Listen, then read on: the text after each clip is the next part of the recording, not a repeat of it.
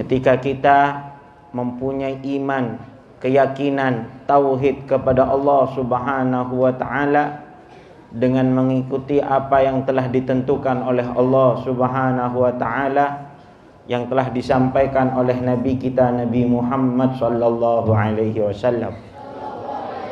Allahumma salli wa sallim ala sayyidina wa maulana Muhammad wa ala alihi wa ashabihi wa tabi'ina lahum bi ihsan ila yaumiddin. Nabi yang diangkat oleh Allah Subhanahu wa taala, paling tinggi derajatnya, tidak ada di antara makhluk-makhluk yang diciptakan oleh Allah lebih tinggi derajatnya di atas Nabi Muhammad.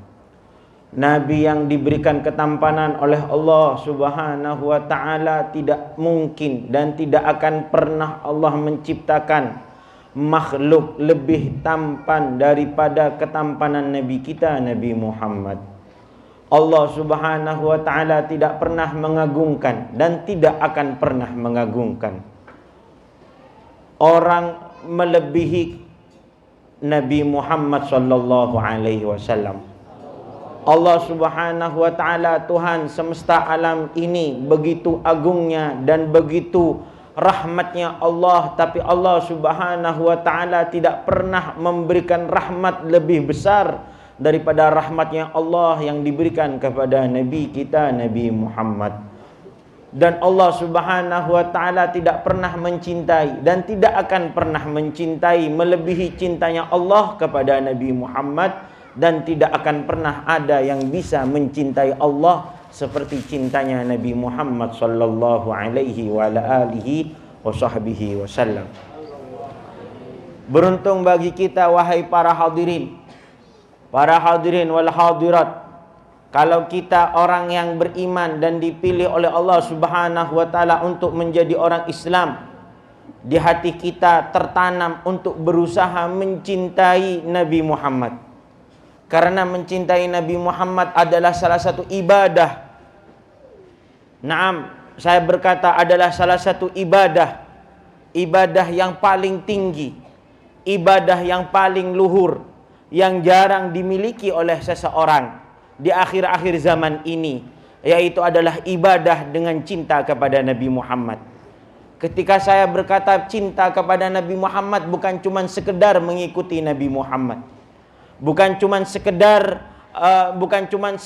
mengikuti secara zahir Nabi Muhammad, tapi cinta yang ada di dalam sanubari, yang tertanam di dalam sanubari, yang menjadikan ia selalu kangen, rindu, ingin bertemu dengan Nabi Muhammad. Ini adalah salah satu ibadah yang jarang dikerjakan oleh umatnya, yang jarang dilakukan oleh umatnya di akhir-akhir zaman. Padahal dari umat-umat terdahulu seperti golongannya Sayyidina Abu Bakar As-Siddiq, Sayyidina Umar bin Khattab, Sayyidina Utsman bin Affan, Sayyidina Ali bin Abi Thalib, dan semua para sahabat. Mereka ibadahnya sama seperti kita secara zahir, solatnya mereka sama seperti solatnya kita semua. Puasanya mereka sama seperti puasanya kita semua. Mereka belajar ilmu, kita juga belajar ilmu. Tapi apa yang menyebabkan mereka lebih unggul daripada kita? Apa yang menyebabkan para ulama-ulama lebih unggul daripada kita? Yaitu adalah mereka mempunyai ibadah qalbiyah, mempunyai ibadah batiniyah, mempunyai ibadah batin, mempunyai ibadah hati, yaitu adalah kangen, rindu, cinta, dan ingin bertemu selalu dengan Nabi Muhammad sallallahu alaihi wasallam. Ini yang menjadikan para sahabat tinggi derajatnya. Bagaimana Sayyidatuna Asma binti Umais, Sayyidatuna Asma binti Umais bercerita bagaimana haliyah keadaan Sayyidina Abu Bakar As-Siddiq. Apa yang dikerjakan Sayyidina Abu Bakar As-Siddiq ketika malam? Sayyidina Abu Bakar As-Siddiq menangis di pojok kamar, menangis seperti tangisan bayi karena rindunya kepada Nabi Muhammad sallallahu alaihi wasallam. Beliau Sayyidina Abu Bakar As-Siddiq radhiyallahu taala anhu ketika malam menangis, menutup wajahnya dengan berkata, wa syauqah ya Muhammad, wa syauqah ya Muhammad. Alangkah rindunya saya kepadamu wahai Nabi Muhammad, alangkah rindunya aku kepadamu wahai Nabi Muhammad. Ini yang kita tidak miliki. Walaupun harta, mungkin harta para sahabat kalah dengan hartanya kita. Teknologi di zaman ini mungkin lebih menang daripada teknologi daripada zaman sahabat, para zaman tabi'in, pada zaman bahkan pada zaman seperti zamannya Sayyidina Al-Imam Syafi'i. Tapi apa yang mereka miliki? Kenapa kok ilmunya lebih unggul daripada kita? Kenapa mereka lebih tinggi derajatnya di sisi Allah Subhanahu wa taala? Kenapa manfaat ilmunya kok sampai tersebar ke sana ke sini? Karena rahasianya mereka memulai ibadahnya, memulai salatnya dengan cinta kepada Nabi Muhammad. Mereka memulai maulidnya dengan cinta kepada Nabi Muhammad sallallahu alaihi wa alihi wasallam. Allahumma salli ala Muhammad. Di akhirat kelak, kita ini di akhirat tergantung kebiasaan kita di dunia. Tergantung keinginan kita di dunia. Sesuatu yang kita sering dengar dari Rasulullah al-hadis, al-mar'u ma'aman ahab. Manusia ini kelak di akhirat akan bersama dengan kekasihnya. Seorang datang kepada Nabi Muhammad sallallahu alaihi wasallam, al-mar'u yuhibbul qaum wa lam yalhaq bihim. Ya Allah, ya Rasulullah, kalau ada seseorang mencintai para ulama, mencintai para aulia, mencintai para anbiya, tapi pekerjaannya tidak sama ya Rasulullah. Kita sholat cuma 5 waktu, sedangkan mereka setiap malam sholat.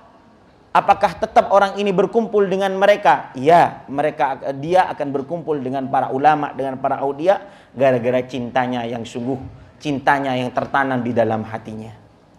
Manusia akan bersama dengan kekasihnya. Jadi kita ini tergantung di hatinya, para hadirin wal hadirat. Pernah suatu ketika Nabi Muhammad berkumpul dengan para sahabat. Berkumpul dengan para sahabat, Nabi Muhammad senyum-senyum. Dengan sahabat ditanya, ya Rasulullah, kenapa engkau senyum?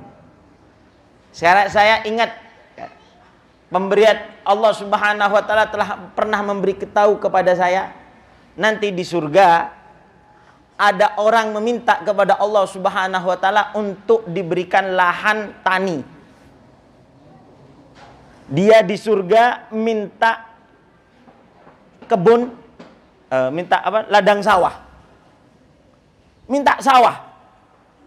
Allah Subhanahu wa taala bertanya kepada orang ini, "Ya hada, alasta fima syi't?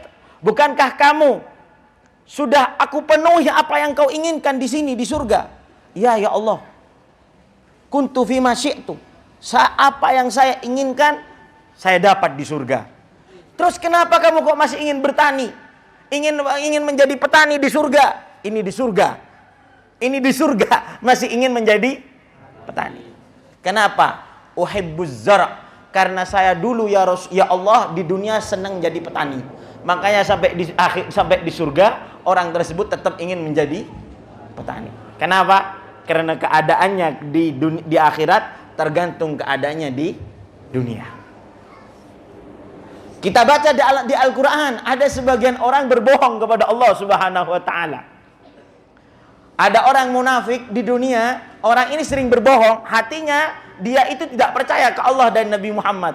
Cuman lisannya saja, gayanya saja, penampilannya saja, orang ini beriman kepada Allah dan Nabi Muhammad. Tapi hatinya tidak cinta kepada Allah, tidak percaya kepada Allah, dan tidak percaya kepada Nabi Muhammad.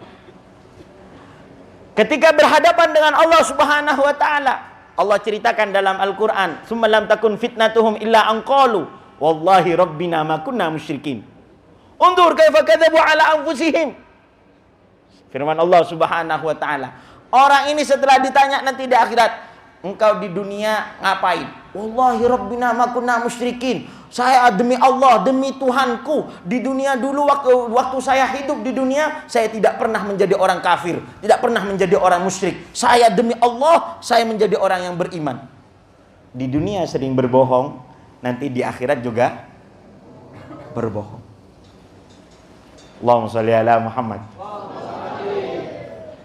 Ada pernah juga ini cerita, kalau kita ini di dunia tergantung kebiasaan kita di akhirat tergantung kebiasaan kita di dunia. Pernah suatu ketika, Allahumma sholli ala Muhammad, ada seorang ulama namanya Thabit Al-Bunani. Ada Thabit Al-Bunani, dimakamkan dia siang hari. Ketika wafat dimakamkan dia siang hari. Kok tahu-tahu ternyata tukang gali kuburannya Thabit Al-Bunani ini, ketika pulang ke rumah ngelihat cincinnya nggak ada di jari-jarinya. Loh, kemana cincin saya ini? Oh, dia ingat ternyata cincinnya jatuh ketika menggali kuburannya Thabit Al-Bunani. Wah, ini kok gaya nggak nyambung ini. Siapa dulu? Saya tanya. Siapa namanya? Sing jelas kok orek. Siapa namanya? Thabit Al-Bunani. Udah. Sore-sore kayak gini, waktu sepi di kuburan tidak ada orang, penggali kuburan datang lagi ke kuburannya. Dia gali lagi. Oh, ternyata orang tersebut menemukan cincinnya. Subhanallah. Ketika orang ini membuka galian kuburannya Sayyidina Thabit Al-Bunani, Allah tampakkan kuburan Thabit Al-Bunani lebih luas daripada bumi ini. Luas kuburannya. Dan pada waktu itu Sayyidina Thabit Al-Bunani lagi sholat di dalam kuburan. Di dalam kuburan, orang wafat siangnya, sorenya setelah digali lagi sholat. Sampean kaget apa takut kalau lihat ini? Wih, hebat sholat. Apa takut? Waduh. Takut apa kaget? Allahumma sholli ala Muhammad. Akhirnya ditutup kembali.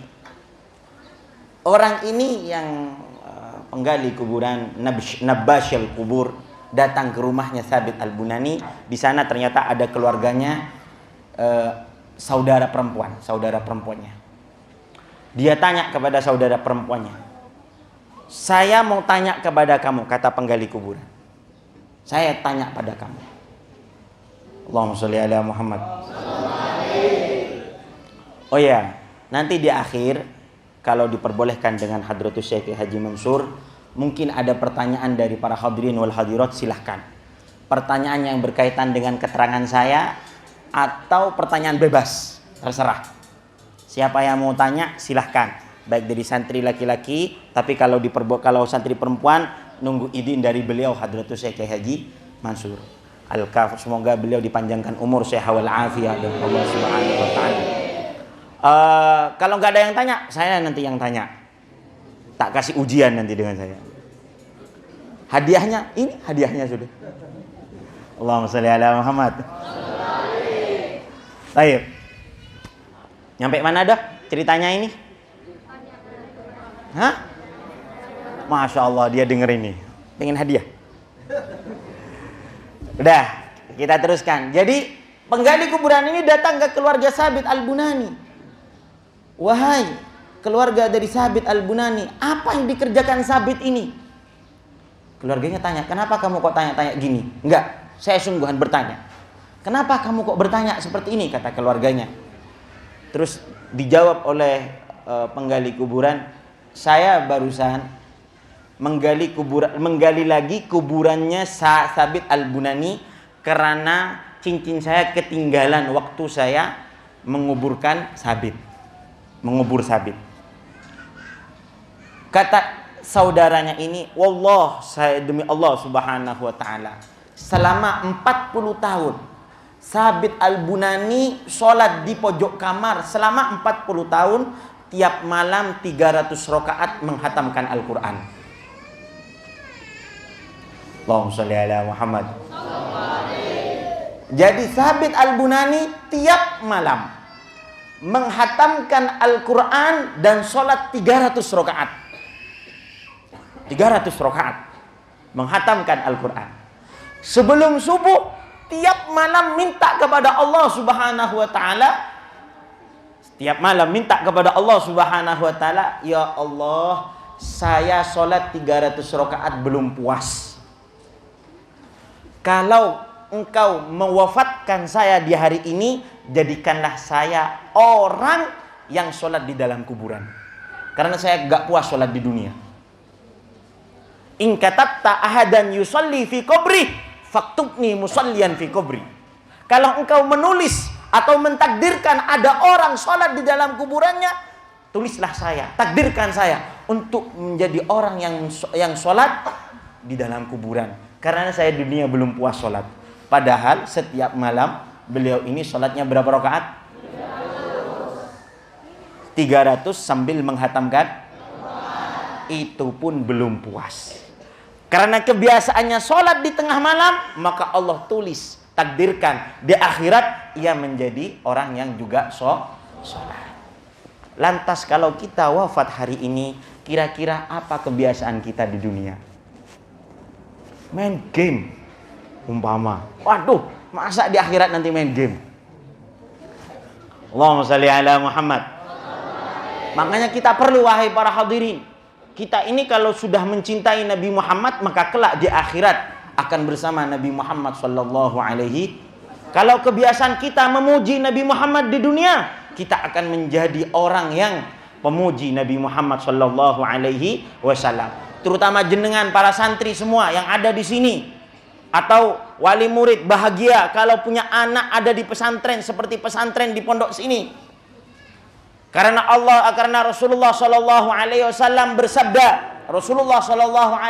bersabda, ini yang dimaksudkan firman-Nya Allah. Allah berfirman, yarfa'illahu alladhina amanu minkum walladhina utul ilma darajat. Orang yang mempunyai ilmu ini tinggi derajatnya di sisi Allah Subhanahu wa taala. Rasulullah bersabda, man ja'al maut wa huwa yatlubul ilm liyuhya bihil islam falaysa bainahu wa bainal anbiya illa darajah wahidah. Orang yang mencari ilmu untuk menghidupkan Islam, untuk menyebarkan Islam, untuk mengamalkan Islam, maka orang tersebut ketika wafat dalam keadaan seperti ini, falaisa bainahu wa bainal anbiya illa darajah wahidah. Orang tersebut ada di bawahnya para nabi. Orang tersebut derajatnya di bawah para nabi. Karena apa? Karena enggak ada nabi sudah. Andaikan ada nabi, mungkin para santri sudah menjadi nabi. Karena nabi ditutup, maka derajatnya para nabi derajatnya para santri ada di bawah para nabi. Artinya kita ada di pesantren, kita ada di madrasah, ada jalan yang sangat luas dan sangat gampang untuk menjadikan kita kelak di akhirat bersama para nabi, terutama nabi kita Nabi Muhammad sallallahu alaihi wasallam. Allahumma sholli ala Muhammad. Kalau sudah santri di pondok suka mencari ilmu, senang mencari ilmu, senang kepada gurunya, yang paling penting adab, atau yang paling penting yang dimiliki oleh santri selain semangat dalam mencari ilmu, yaitu adalah mempunyai rasa ta'zim kepada guru, mempunyai rasa ta'zim kepada kiai, mempunyai rasa ta'zim kepada ulama, mencintai para ulama, sehingga apa yang diturunkan oleh Allah Subhanahu wa taala kepada guru kita akan turun juga kepada kita, akan kita miliki karena kita ta'zimnya kepada para ulama. Allahumma sholli ala Muhammad. Begitulah orang yang mencintai seseorang. Ini kita contoh nih. Ada orang tiap hari baca berita bola, tiap hari main bola. Dia mungkin kalau bajunya pasti dia suka pakai baju bola. Gaya jalannya, wih, yang dia idolakan siapa umpamanya? Wah, paling ini ada yang suka Messi ini. Ada umpamanya siapa namanya? Messi. Umpamanya Messi ini, bilang dia Messi. Rambutnya Messi panjang, dia suka panjang juga. Messi botak, dia suka botak. Umpama Messi rambutnya pendek, dia suka rambut pendek. Pasti. Karena orang yang mencintai akan melakukan apa yang ia melakukan pekerjaannya orang yang dicintai. Begitulah para sahabat. Para sahabat ini, wahai para hadirin, sampai makannya senang apa yang disenangi oleh Nabi Muhammad. Kesukaan para sahabat apa yang disukai oleh Nabi Muhammad. Pernah Sayyidina Anas bin Malik Rasulullah diundang di suatu tempat. Sayyidina Anas bin Malik bersama Nabi Muhammad sallallahu alaihi wasallam diajak ke undangan. Di acara tersebut Nabi Muhammad ada beberapa aneka makanan. Ternyata Nabi Muhammad yang dipilih oleh Nabi Muhammad waktu itu adalah duba. Apa duba itu? Labuh candring Madura, apa labu? Tahu labu kau? Hah? Di sini bahas apa? Labu kan? Biasanya dibuat kolak itu loh. Iya kan ya? Lah ya sudah, kalau sudah tahu. Takutnya bahasanya beda. Nabi Muhammad suka labu. Jadi di antara aneka makanan yang diambil oleh Nabi Muhammad labu. Apa kata Sayyidina Anas? Famaziltu uhibbut tubba. Pada waktu itu juga sampai sekarang saya senang ke duba. Senang ke labu. Kenapa? Karena melihat Nabi Muhammad makan labu. Allahumma sholli ala Muhammad. Subhanallah, di sini kita dikasih apa? Anggur. Dalam kitab Syama'il yang saya membaca pernah di punyanya Al-Imam An-Nabhani, Yusuf An-Nabhani, kitab Syama'ilur Rasul, di sana dijelaskan ahabbul fakihah. Buah-buahan yang paling disukai Nabi Muhammad anggur dengan kurma. Anggur dengan bitih. Apa bitih ini? Semangka. Semangka. Di sini ada kurmanya ini. Allahumma shalli ala Muhammad. Ketika kita mencintai Nabi Muhammad, terakhir akan kami sampaikan, ketika kita mencintai Nabi Muhammad, wahai para hadirin, maka kita akan mengalir. Apa yang dimiliki Nabi Muhammad, kita akan mengalir kepada kita semua. Naam. Allahumma sholli ala Muhammad. Nabi Muhammad kita mengetahui kalau wajahnya bercahaya, ya kan? Sayyidatuna Aisyah ketika menjahit mati lampu, Nabi Muhammad masuk kamar yang gelap gulita. Ketika Nabi Muhammad masuk, wajah langsung menerangi kamar. Sahabat ketika mencintai Nabi Muhammad, pernah ada namanya Abbad bin Bishr, sahabat namanya Abbad bin Bishr. Ketika hadir pengajian, selesai pengajian, dari pengajiannya Nabi Muhammad, keluar rumah, lampu mati, nggak ada bulan. Apa yang dikerjakan oleh Abbad bin Bishr? Langsung mengeluarkan karomah, jari-jarinya keluar cahaya, kayak senter. Jadi senternya bukan pakai senter, tapi langsung pakai jari-jarinya keluar cahaya. Kenapa? Karena dalam hatinya Abbad bin Bishr cinta kepada Nabi Muhammad, sehingga karomahnya atau mukjizatnya Nabi Muhammad juga turun kepada Abbad bin Bishr. Allahumma shalli ala Muhammad. Berapa sahabat yang punya penyakit sembuh dengan Nabi Muhammad sallallahu alaihi wasallam? Seperti Sayyidina Qatadah. Sayyidina Qatadah ketika perang Uhud atau perang Badar. Pada waktu itu ada orang ingin memanah Nabi Muhammad, ingin membunuh Nabi Muhammad dengan panah. Sayyidina Qatadah mengetahui ada seseorang ingin membunuh Nabi Muhammad, langsung dengan Sayyidina Qatadah panah ini diarahkan ke matanya, kena matanya. Langsung dihadang panah ini sehingga tidak kena ke Nabi Muhammad sallallahu alaihi wasallam. Ketika dihadang, ternyata panah ini masuk ke matanya. Selesai peperangan, panah ini diambil. Maaf, ketika diambil panah ini, mata ini juga copot. Allahumma sholli ala Muhammad. Datang ke Nabi Muhammad. Ya Nabi Muhammad, saya perang mengikuti anjuranmu. Ini mata saya sekarang sudah copot. Isbir, sabarlah akan Allah, Allah yarfa' darajatak. Allah akan angkat derajat kamu. Isbir walakal jannah, sabar, kamu akan masuk surga. Wahai Nabi Muhammad, doakan semoga mata saya sembuh, juga doakan saya semoga masuk surga. Doakan saya sembuh, tapi doakan juga saya masuk surga. Akhirnya diambil dengan Nabi Muhammad, dikasih ludah, dikembalikan lagi ke matanya, diusap, dibaca doa. Mata ini wahai hadirin sembuh seperti semula. Operasinya Nabi Muhammad SAW. Operasi dokternya Nabi Muhammad. Yang aneh lagi, kata Sayyidina Qatadah, kalau saya ini kena jalan di tengah pasir, maka yang kena yang masuk pas yang apa namanya? Kata orang Madura, cerben. Lilipan. Kalau kena pasir gitu, yang lilipan kiri, yang kanan enggak. Kenapa? Karena yang kanan sudah dioperasi dengan tangan Nabi Muhammad SAW. Ini Nabi Muhammad. Di kalangan sahabat ada seperti itu? Ada. Sayyidina Ali bin Abi Thalib. Ada seseorang mencuri di zaman Sayyidina Ali bin Abi Thalib. Akhirnya dilaporkan ke Sayyidina Ali, dengan Sayyidina Ali disuruh untuk dipotong tangannya. Setelah dipotong tangannya, dikembalikan lagi tangannya, diserahkan. Orang ini yang dipotong tangannya, dia sambil jalan, tangannya sambil dipegang. Kenapa? Mau dikubur. Tangan ini yang sudah dipotong mau dikubur. Di tengah jalan ketemu sama seseorang yang membenci Sayyidina Ali. Orang ini berkata, tangannya dipotong. Dipotong siapa ini?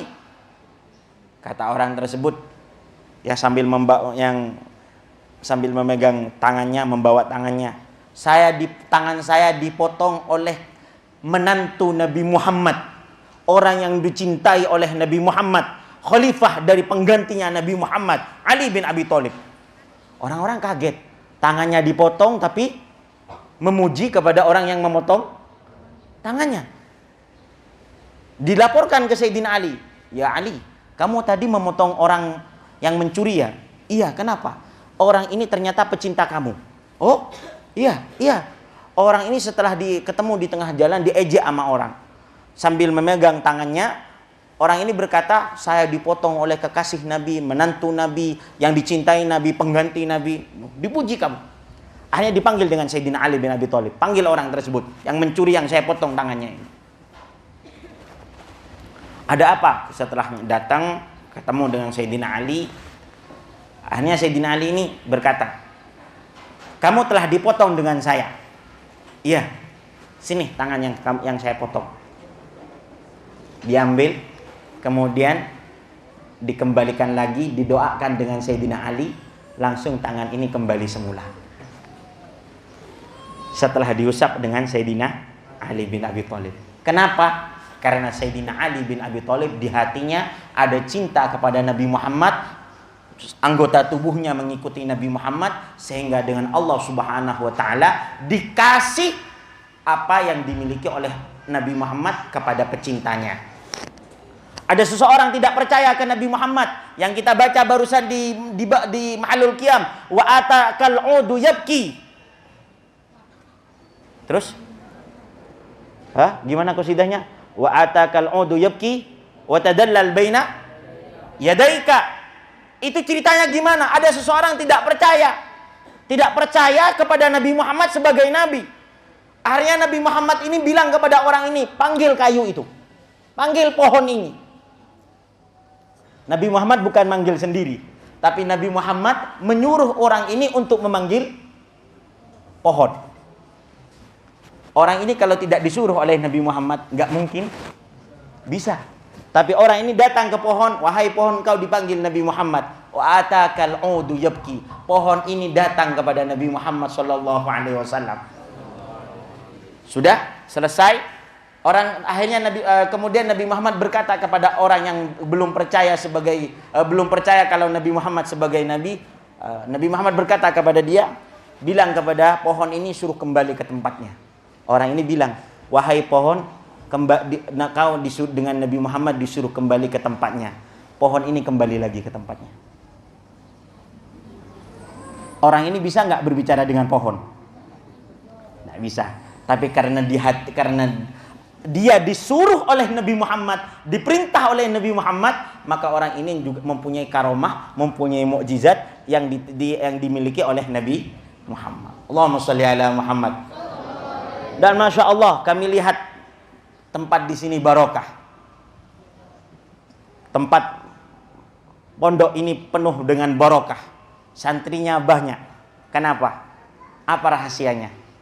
Karena beliau, Syekhina, guru kita semua, Kiai Haji Mansur Al-Kaf, membangun pondok dan menyebarkan ilmu di tempat Papua, di kota Papua, di kota Sentani ini atau di Papua karena perintah dari gurunya. Barokahnya karena beliau mendirikan pondok ini karena diperintah oleh gurunya Hadratus Syekh Kiai Haji Maimun Zubair. Dari situ cintanya murid kepada guru sehingga barokah guru mengalir kepada muridnya. Ilmunya mengalir kepada muridnya. Beliau Hadratus Syekh Kiai Haji Mansur Al-Kaf. Allahumma sholli ala Muhammad. Semoga beliau dipanjangkan umur oleh Allah Subhanahu wa taala. Santrinya tambah barokah.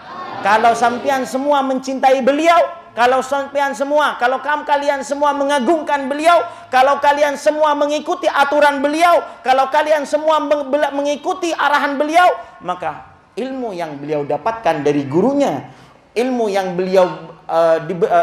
beliau dapatkan dari Hadratus Syekh Hadratus Syekh Maimun Zubair akan mengalir juga kepada kalian semua. Barokah yang beliau dapatkan akan mengalir kepada kalian semua. Sir rahasia yang beliau dapatkan dari gurunya akan mengalir kepada para santrinya ketika santrinya mengagungkan beliau, ketika santrinya mengikuti arahan beliau, ketika santrinya mengikuti jejaknya beliau, mencintai beliau. Semoga kita semua berkumpul dengan para guru-guru kita bersama Nabi Muhammad sallallahu alaihi wasallam. Cukup minta maaf mungkin saya terlalu panjang. Saya minta maaf yang banyak. Terima kasih kepada guru kita semua Hadratus Syekh Haji Mansur Al-Kaf dan semua para pengurus pondok pesantren ini. Semoga tambah barokah, tambah berjaya, tambah dijadikan oleh Allah Subhanahu wa taala menara untuk menyebarkan agama Islam, menara untuk menyebarkan hidayah oleh Allah Subhanahu wa taala. Saya minta maaf yang banyak, demikian yang kami bisa sampaikan. Minta maaf yang banyak. Assalamualaikum warahmatullahi wabarakatuh. Apa sudah ditutup apa langsung doa? Kata beliau langsung doa. Ini kan nanti pertanyaan gampang aja.